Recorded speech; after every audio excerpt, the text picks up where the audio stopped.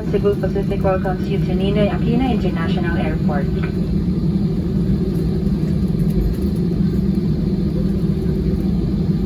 For your safety and comfort, please remain seated with your seatbelt fastened until the captain turns off the fasten seatbelt sign. Please check your surroundings to ensure you do not leave any of your personal belongings behind.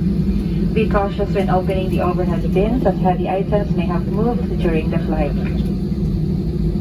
Mangyari po lamang na manatiling nakaupo at hintaying matanggal ang ilaw sa fasten seatbelt sign bago tumayo para kunin ang inyong mga kagamitan.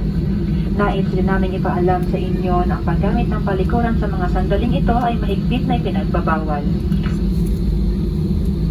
On behalf of your entire Cebu Pacific team headed by our flight deck crew Captain Ong and First Officer Estopa, together with your cabin crew, we thank you for making Cebu Pacific a part of your important moments.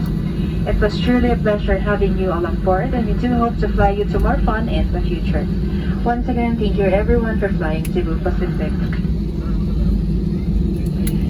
And also, we ask that you keep your area clean and tidy. Kindly clear your seat pockets of any remaining litter, and please bring this with you as you leave your seat. You may dispose this in the bin that will be provided near the exits. We seek your cooperation in ensuring that no litter is left behind the aircraft. Thank you.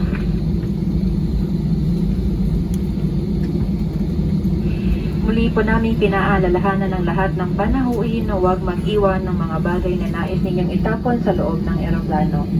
Mangyari po lamang na dali ng mga ito sa inyong pagbaba. Inaasahan po namin ang inyong pagsunod. Salamat po.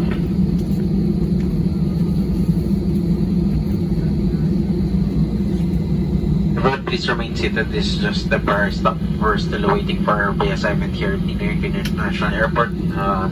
Currently, our assigned bay is still occupied.